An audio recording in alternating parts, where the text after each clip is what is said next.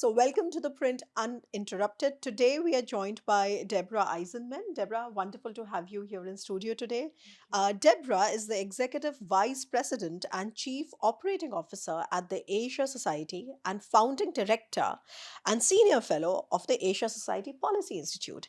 And I was going through her illustrious CV. She has had a lot of experience in working as an election observer in the Western Balkans. You've been at Kosovo, in Albania, in Ukraine, and Armenia as well. So that makes you a very niche specialist of areas that we often don't study much in India. But what brings us here today and what we're going to be discussing today is her work on Myanmar. So in June 2018, she has authored the ASPI report, which is called Reconciling Expectations and Reality in a Transitioning Myanmar. So today we are going to be discussing Myanmar and all the dynamics therein. It remains to be a very volatile state, Deborah. And from India's perspective, we are often trying to make sense of what is going there because it's not just a very fragmented, fragile state per se in terms of political crisis on the one hand, and then a military coup and all the ethnic tensions on the other hand, but also because Myanmar is bordering four of India's northeastern states. Also, Myanmar borders, Bangladesh, and through Bangladesh, then of course there is another passage of so many refugees that find their way into India. So the situation remains fraught. As we are speaking, Myanmar has also been hit by an unfortunate earthquake, so that makes it another humanitarian crisis out there. But Deborah, if I can just pick your brains, and you're a specialist on that region, why Myanmar remains so volatile? It's a great question, Swasti. Myanmar has been in the midst of a civil war for 75 years. So it has been in crisis for a very long time, has been under military leadership for decades, barring really almost 8 to 10 year top-down transition period in which Aung San Suu Kyi and her National League of Democracy were able to take power and bring in a number of reforms. With the coup that happened 4 years ago now, we've seen the country really fragment all over again. As I said, it's long been in civil war. You've had ethnic armed groups and the Tatmadaw, Myanmar's military, in consistent fighting. But now you're seeing that post-coup, the military is trying to regain control of a highly fragmented Myanmar. It has not even a complete control of half the country, so it's really only controlling the middle part of the country, and the ethnic organizations on the periphery are retaining local control. You have fighting not only of the ethnic armed groups, but also of a People's Defense Force that has come to rally against the Burmese military. And then you have political control fragmented as well, so with the ethnic armed groups, with the military, and also with some of the previously elected government that has retained kind of shadow or opposition power as a national unity government, whether they're in the country or in exile in Thailand or elsewhere. So, I mean, in near future, then would it be reasonable to say that the future of Myanmar remains pretty splintered? Because I covered this issue at length, and there's a member that asked us a question on geopolitics with Swasti. And what also complicates this entire matter is that with this kind of a very decentralized chaos that we see in Myanmar, as you just mentioned, I think it also becomes a hub for all kinds of illegal trade, opium, weapons, and all of that. But what really makes it interesting, and please tell me because you're a specialist there, is that from India's perspective, we want to understand what is China's role. So, it's not just the junta that China supports by way of arms trades and all that, but it's also the pro-democracy forces and the rebel groups, etc., that they force. So China seems to be playing a kind of a double role there, or a game there, which is, engaging with all stakeholders. So what is China's ambitions and aspirations in Myanmar? I'd say first and foremost, China likes stability on their borders. So as a method of policy, I think they engage with whoever is in charge of the country. I'm not convinced that they ideologically would align with the military government, but I think that they believe that as of this point, the military government is the entity that is providing the most tangible oversight of the country, and so that is who they prop up. So both through significant, legal channels of trade, significant investment into the country, significant arms provided to the military, whether it's artillery or jets or drones and things like that. But then you're right, there are these kind of inroads into both the ethnic armed groups as well as significant organized crime that I'm not convinced it's necessarily the Chinese government out of Beijing, but certainly Chinese actors engaging in really illicit channels of crime, particularly nearest their border, whether it's within the drug trade, whether it's online scamming or human trafficking and things like that. There are also, as you noted, ethnic armed groups that they've long supported on their border. So the Wa, the Kokang, these are armed groups that in the previous government, Aung San Suu Kyi's government, were also long fighting the Tatmadaw, and the Chinese were providing support to them in that struggle. Deborah, you mentioned a very worrying aspect, which is that in this kind of a very splintered society and polity, basically what starts to happen in all the transnational crimes and all the illicit channels. Now, help us understand who are the real main stakeholders there? How is this happening? Of course, we know that recently Myanmar, in fact, displaced Afghanistan as world's #1 opium producer. So that's one. There's also a lot of cyber crime happening from there. But help us understand better, because from a distance, of course, it's very worrying. But you've had I would say a first-hand experience of sort of working on them. Help me understand better. Who are the stakeholders there? It's difficult when it comes to illicit crimes like that because there are actually a lot of stakeholders, including people who don't necessarily benefit from these crimes, but are finding ways to benefit, quite honestly. So, as you noted, it is now the largest heroin producer in the world, a huge amount of methamphetamine, a huge amount of fentanyl precursor and things like that. The cyber crimes, the human trafficking, there are different stakeholders in all of this. There are areas where, an average person who's living off subsistence has turned from farming one crop to poppy. Are they part of a problem? Of course. Are they the huge illicit organized crime wing taking money from this? No, and so there are really a lot of stakeholders here who are taking money off the top of what is a very, horrible set of factors. So that's one part of the complication. The other part of the complication is the ethnic tension and all the refugees that have been making their way from there. And by the way, there are different kinds of refugees. Of course, in India, we talk mostly about the Rohingyas that happen to come from the Rakhine state. But also, that itself is a very, I would say, it's a very complex terrain. So what kind of humanitarian crisis do we see in terms of the mass exodus? Please help us understand that bit a little bit. It's a huge crisis, both from the internally displaced persons who've just moved around in Myanmar, from the Rohingya crisis, which started long ago with the exodus of about 1 million Rohingya refugees into Bangladesh. That's probably the most acute and long-standing crisis. And there you're still seeing an influx of refugees, but you're also seeing a lot of instability in those camps, both not even from really the transition of government in Bangladesh, but because of terrorist groups in the camps, because of a lack of funding now towards the camps, whether it's a lack of USAID funding or the UN being underfunded for these sorts of actions.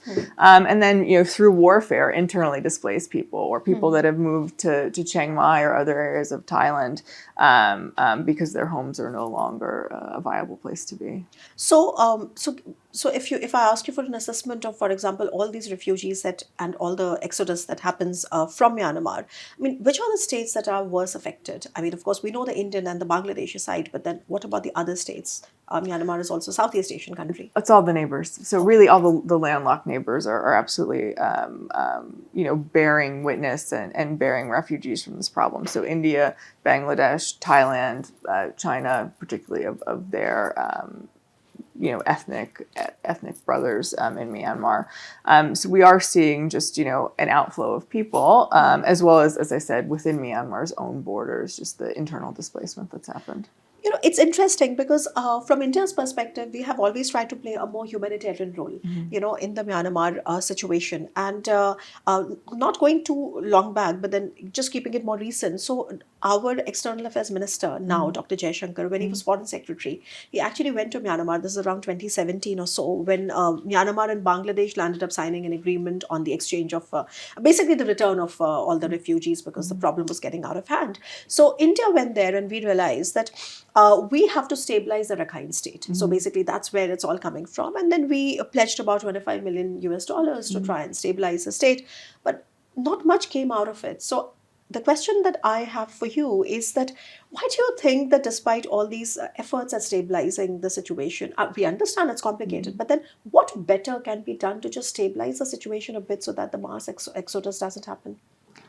There are a lot of factors there. I mean, part of the exodus that happened in Rakhine State, there are 135, I believe, recognized ethnic groups in Myanmar, of which the Rohingya are not one. They were seen as illegal migrants from Bangladesh. As borders are drawn, these things happen, and they were treated so horribly within Myanmar because of that. So the ethnic cleansing, really, of them out of Myanmar that happened about 7 years ago now, pushed so many Rohingya out of the country, either into Bangladesh or, to try to find better life at sea. And there were horrible tragedies there as well. Then you just have the constant fighting in the country that is also not helping any refugee situation, whether it be the Rohingya that remain or anybody else that is pushing into Bangladesh or India's borders. India, you mentioned some pledge of money. There's also, it's the trilateral road, I believe it's called, that bridges India's northeast to Myanmar and Thailand. That's a great idea. It's a great idea for both India and for Myanmar's development. And given the instability in the country, the constant warfare, these things don't come to fruition the way that they should. And I think, there will need to be a moment in which there has to be a decision of how we invest in Myanmar, how we get to stability in the country, what partners are working together to do that, so that you can see stability in your borders as well. Right. And that also brings me to the very contested question of USAID. Because under Donald Trump, USAID has been a victim. He's stopped all funding for 90 days and then there's a review. But frankly, the thing is that he's trying to dismantle this particular apparatus of American foreign policy, etc. Please, your thoughts on that.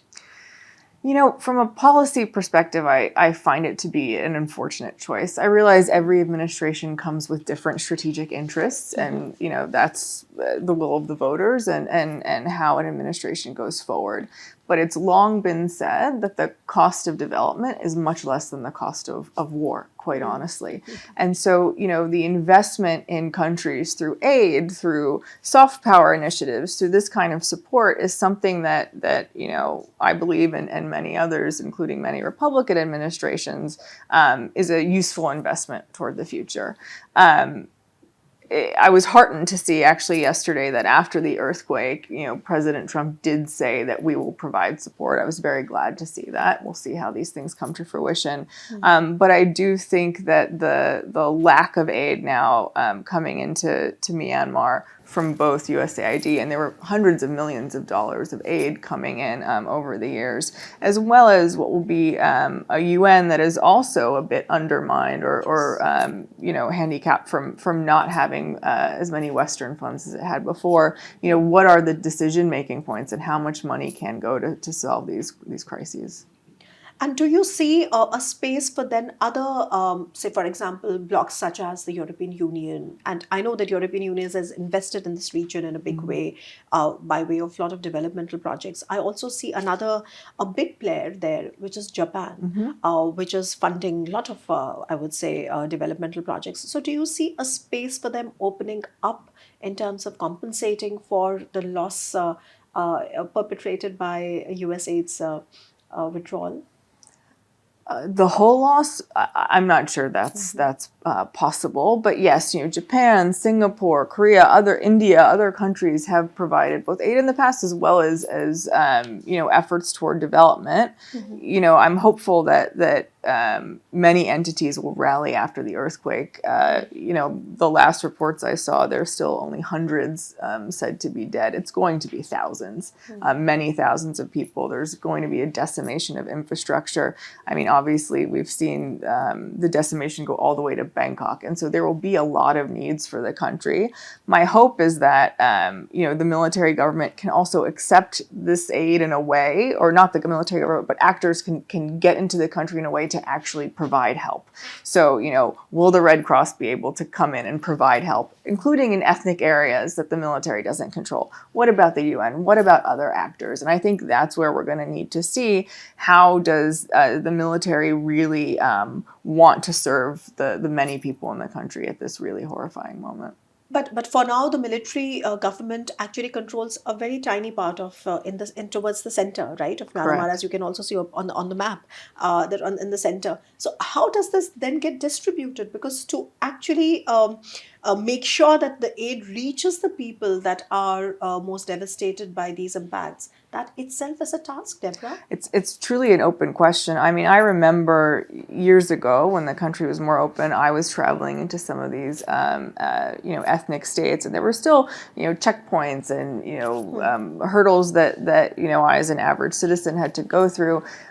It remains to be seen if aid is even if the aid is not centralized, what access will aid groups have to provide this? And that is something that may be under the military's control. It's possible that, going through border areas, what will China allow into the ethnic states on their border? What kind of negotiated solution can there be? The same on the India and Bangladesh side. And we'll have to get, a real tally of what the devastation is throughout the country. And this is just for the devastation which is caused by the earthquake. And generally, Myanmar is always on the brink of a humanitarian crisis for all the reasons that you just told me. Now, talking about all these international actors, we discussed China, we discussed the US, we discussed Japan, European Union. But there's another actor, international actor, that has been trying to deepen its ties, strategic ties with the military government. That is Russia. Yes. And very recently, I think it is just a couple of weeks ago that they had a meeting, and then they sort of vowed to deepen their ties. What are Russia's interests there? I mean, Russia has interest in perhaps an instability, or Russia has interest in friendshoring on its own side. There are things like critical minerals and lots of natural resources in Myanmar that are of interest to, frankly, all of Myanmar's neighbors and others around the world. But I actually think there are significant interests in Myanmar towards Russia. The Min Aung Hlaing, the senior general of Myanmar, who's running the country, also needs to diversify support from China. He's looking for other actors to be able to help their military, and so actually the biggest supporter of Myanmar's military is not China, it's Russia in terms of hard numbers. And so I think, he's looking for armaments. There are some cases in which Russian technology and jets have been superior to China's, so he's looking for that. And he's looking for other, outlays of support, including from other neighboring countries, so that they're not entirely dependent on China, as they have sort of been in the past. So that's interesting because, yes, a lot of India's neighbors have problems with Chinese defense equipment. And we were just recently discussing that that also opens up the space. So China is the number one defense supplier to countries like Pakistan and Bangladesh, which is a concern for India. But then they themselves are not very happy with the Chinese weapons because they're not battle tested. And of course, Russia is a more traditional, so to say, weapon supplier. But help me understand, if my reading is that, so how should India respond to that? So why I ask you this question is because India has been traditionally friends with Russia. So having Russia in our backyard is something which a lot of Indians would argue is comfortable for India. On the other hand, there is also a situation because of the war in Ukraine where you see Russia becoming a junior partner to China. So in that sense, do we see that the way this dynamic will play out is where it's Russia serving China's interest perhaps in the region, or do you think that it is basically diversification? So from India's perspective, it's better. Help me understand that. It's complex, but I think you're the right person to answer that. I'm not sure that's a bigger regional question than perhaps I grapple with. But, I'd say one, Russia and China have a symbiotic relationship in which they are useful supports to each other. They can choose to engage or not engage on things based on also knowing that their southern flank or northern flank, depending on which country you're talking about, is secured by the other.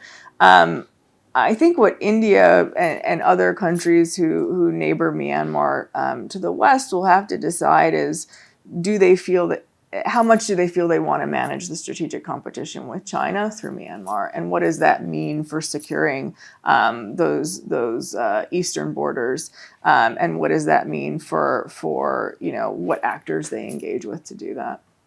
So in that sense, do you think there's a link to how the great power contestation then unfolds in the Indo-Pacific, if we just try to sort of make Myanmar and whatever's happening there with respect to all these actors that you mentioned as a subset? Do you think there's a link there?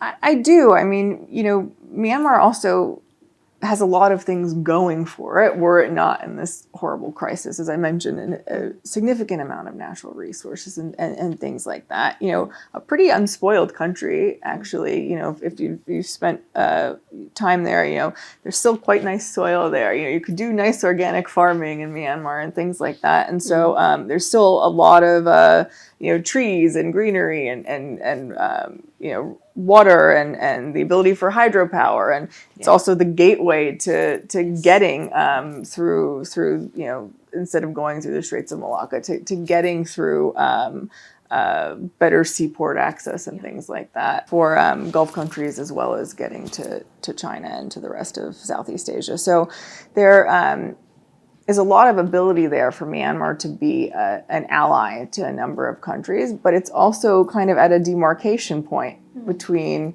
I'd say, Southwest Asia and further east, where I think a lot of countries wonder, is this kind of a bulwark into getting into China, just as many see, Ukraine as that into getting into Russia.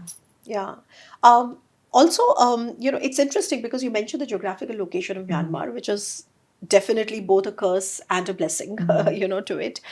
So Myanmar is also part of several regional organizations. And from India's perspective, see, like I said, that we have always tried to make Myanmar a part of our regional arrangements. So you mentioned the trilateral highway, of course, but then Myanmar is also part of, BIMSTEC. Myanmar is a part of ASEAN countries. It's a bit of an outlier out there, but it still is a part of ASEAN countries. We've been discussing India and all that. What has been the response of the other ASEAN countries to this ever, so to say, green crisis in Myanmar? Soon after the coup, the ASEAN countries came together with a 5-point consensus plan of how to engage with Myanmar and what will happen next. And unfortunately, this plan kind of really lacked teeth. It lacked any ability to do much. And now, 4 years later into the coup, that's certainly the case. ASEAN has a general principle of we don't mess with the domestic affairs of other countries. It's an economic group, and I think it will come to a point of how can we move forward with Myanmar? Who do we engage with in Myanmar? Is a military junta in control, not an elected party? There are certainly takeaways to have from other countries like Indonesia that have made significant transitions, and that made more sense during an Aung San Suu Kyi period when you're transitioning from military into a democracy.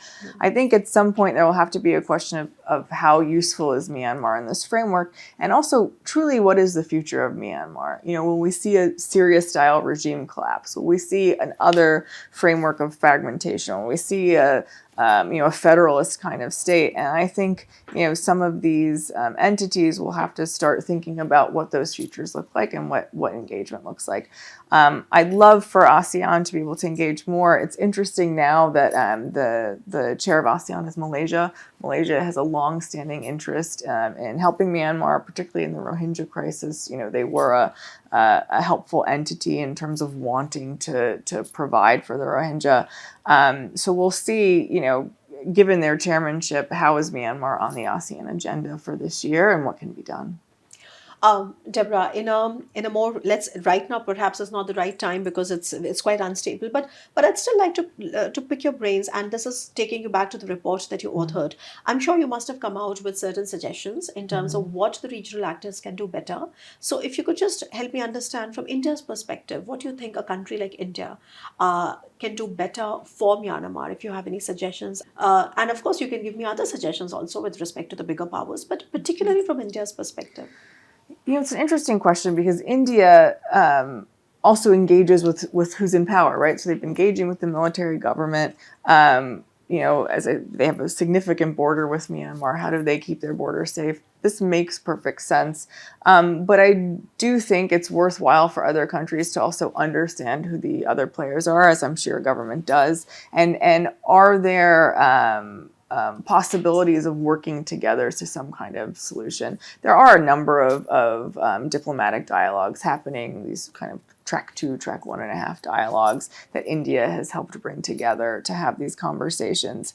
I have been wondering, on the American side, obviously, we talked about under this new administration, geostrategic interests or how you would engage with those have changed.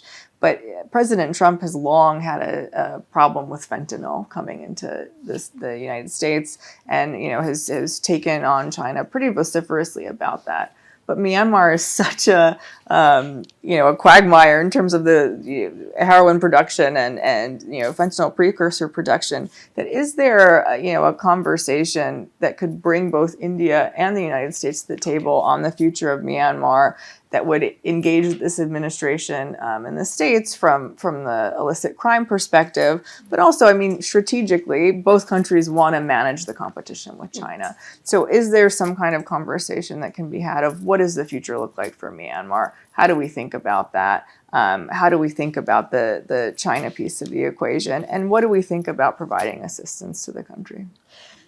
So traditionally, when we try to understand India's role in the neighborhood, there has been a tendency on the Indian part to sort of try and engage with one of the factions, or perhaps like you just said, that if there is a military government out there, so most of the overtures that from Indian side have been to that government. On the contrary, we see that a lot of arch rivals such as China have a more comprehensive engagement. So they engage not only with the government but all other relevant stakeholders. And I think what you're trying to say here is that if you want to make all these kind of things work, you have to develop some kind of an outreach, formally, informally, semi-formally, with other stakeholders as well. If is that what you're trying to say here? It is, and I do believe, this country has such incredible diplomats that I can't imagine that there hasn't been engagement, particularly on the border towards stability. But it is an open question of what kind of dialogues and frameworks need to be in place for a future of Myanmar. Who is coming to the table to think about what does a Myanmar 3.0, look like in terms of transition. What actors are brought together, whether it's the National Unity Government and ethnic armed groups, to come to some negotiated solution. I don't want to sound Pollyannish about it, but I do think that there are some next steps to take there because, frankly, a Syria regime-style collapse also benefits nobody, including India or any of Myanmar's neighbors. Right. So if I just pose you this interesting question, because the situation in the country is so volatile, what do you think, in your opinion, and from your research, of course, because you have done considerable research on this subject, what are the best case scenarios and the worst case scenarios for Myanmar in the next decade? What's happening in the country now is honestly very tragic. What I would love to see, and this probably does sound a bit naive, but you'd love to see a space in which you can get back towards a real inclusive and credible government. Part of the aid that China is providing Myanmar will be for doing a census and doing elections. But as we said, the military government doesn't control all of Myanmar. How do you do a census in areas you don't control or feel safe in? And then how do you run an election when you won't let the NLD or other parties, be involved? None of that is inclusive or credible. Is there a way to get to a military stand down? Is there a way to come to a negotiated solution for power sharing between ethnic armed groups and other entities? Is there a way to pick up some of the threads that were becoming successful before the coup? There have been in other countries, and I don't think this would be the case in Myanmar, but where you see a leader who wants to negotiate their way out, a military leader who wants to negotiate their way out because they feel the writing's on the wall. I don't see that happening here, but I do wonder, if it gets to a point where the Tatmadaw cannot hold their ground, and we've seen that come close pretty often, who has already been at the table to think about the future of Myanmar so that you don't have chaos and fragmentation and an even, more hostile civil war happening, but that we've thought about, how do we power share? What would a constitution look like? And what is that? And so that to me is kind of a best case scenario of thinking about that power sharing. The worst case scenario, I mean, right now is pretty bad. It's pretty horrendous, and the natural disasters which Myanmar is prone to, whether it's an earthquake or a cyclone or something else, just constantly beating a country that is becoming more and more isolated. I often, when we are trying to understand these disasters, one often sort of gives a parallel between what Haiti is for the Central Americas is what perhaps Myanmar seems to be here in this side of the world. Let's hope that this doesn't get worse than this, because it's already very, very bad. And I hope that, even if not the best case scenario, but perhaps something which is more on the positive side, something which is more realistic can be put together. I don't see that happening without the involvement of the bigger regional actors, and I think a lot will depend on how will that play out. But perhaps my one of the things I want to understand from you is that where do you see the future of Aung San Suu Kyi? How do people think about her? I think very briefly, it was just her that brought some top-down democracy in Myanmar. And I ask you for a reason, because she remains very popular in India. She went to college in India, the Lady Shri Ram College. So tell us a little bit about, you've met her, spoken to her. What is her future? I'm sad to say that she's sort of sitting in jail in Naypyidaw still. I don't know what her future holds. I know that, I think particularly further west, she became sort of a fallen idol to many, particularly with the Rohingya crisis. And I think while that was a horrendous crisis, and obviously everybody wished that she would do more and speak out more at the time, she was in, as we clearly see now, this complete balancing act with the military, because you're right, she was holding on to a very fragile and nascent transition, and the military didn't like where the country was headed for them, and so they grabbed power under the auspices of a security framework, and she. Some people will say she's under house arrest. She's not. She is in jail. She is. I'm sure not being treated well, not being able to engage with other people, probably has very limited access to the internet and to books and things like that. You're hopeful for anybody who's been a fighter for freedom and democracy and humanity to not be treated in that way, and you're hopeful for their release and their life to come back into order. And I hope that's the case. I'm told she's, increasingly not fragile, but, as we all get older. Yeah, she's also getting old. Yeah. She's, I think, must be in her late 70s. Yeah, exactly. And so, I'm hopeful that she's able to see a Myanmar that once again transitions towards the future and towards the order that she was hoping to create. Oh, yeah. So thanks for, throwing light on that and Aung San Suu Kyi and, her state right now. But also, haven't the military junta declared that they are going to be holding elections sometimes? And so do you see Myanmar inching to some kind of stability, even if not democracy, or some democracy, even of some kind of a standoff between democracy and political stability versus the military intervention? It's hard to run an election when you don't control the whole country. So that's one piece. Can you run an election in all of these ethnic areas where there are tens of millions of people? What does that vote look like? they're not going to run an election that is open to every party. What does that mean for Aung San Suu Kyi's party and the NLD and other actors? And as the military has done in the past, in the 90s, this will be an election that the military wins. So, I don't think it's moving towards any different outcome than the current one. It will be a very controlled, kind of unfree, unfair election to prop up their power. It's a fake election. And they said when they grabbed power in February 2021, they said, I believe at that point, in a year we'll have an election. So we're now 4 years later. Perhaps they'll have an election, but it will not be anything that's open or bringing forward any kind of democratic order. So in India, we are waiting for another election to be held in our neighborhood, which is in Bangladesh. And we keep talking about that, but I'm glad we're also discussing Myanmar and what these elections could mean. And you are, I think you did not mince your words at all, saying that these are going to be fake elections and don't have any hope from them. But Deborah, you've also been on the ground, done your research and everything. So the report that you extensively, that extensive report that you put together came out in 2018. We are living in a different world. It's 2025. And there's not only Donald Trump, there's also wars happening all over. There's the Russia-Ukraine war. There's also unrest in the Middle East. There's also a different kind of an equation for Taiwan, basically Indo-Pacific. Do you intend to do a follow-up on that report? What is ASPI doing there? What are you doing for Myanmar now? So we're convening a lot of conversations on Myanmar. As you said, there's so much happening in the world that has, I think, pulled attention, and that makes complete sense. But how do we bring people's attention back to Myanmar? What can the country look like? Why should people care who aren't there? Not just those on their borders, but people around the world. You have 50 million people in this country is being devastated.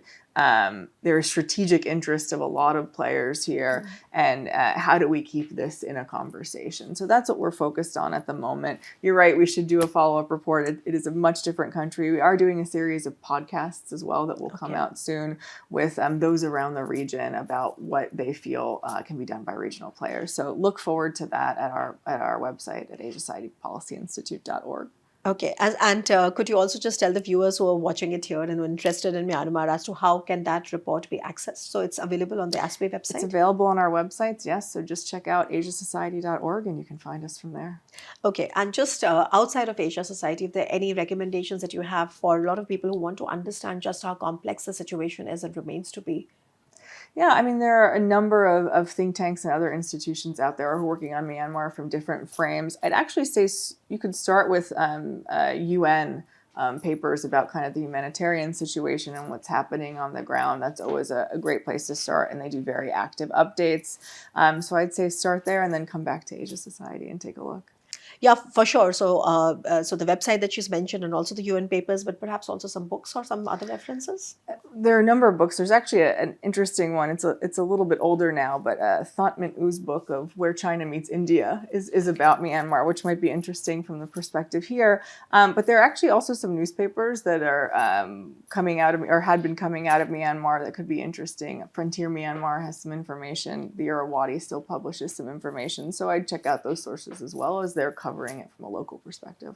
Wow, that's a wealth of, I would say, research material for anybody that wants to understand it better. And on that note, Deborah, let me thank you once again for taking the time out, coming to studio and speaking to us, on a situation which is frankly our backyard, but we unfortunately don't discuss it often. And with this discussion that we had today, it was not just about India, but also this complex interplay of so many other, international actors and regional politics and how it kind of one segues into another, and discussing about a society that remains very fragile. So thank you so much, Deborah, and wishing you all the best. Thank you, Swasti. It was such a pleasure. Thanks for having me.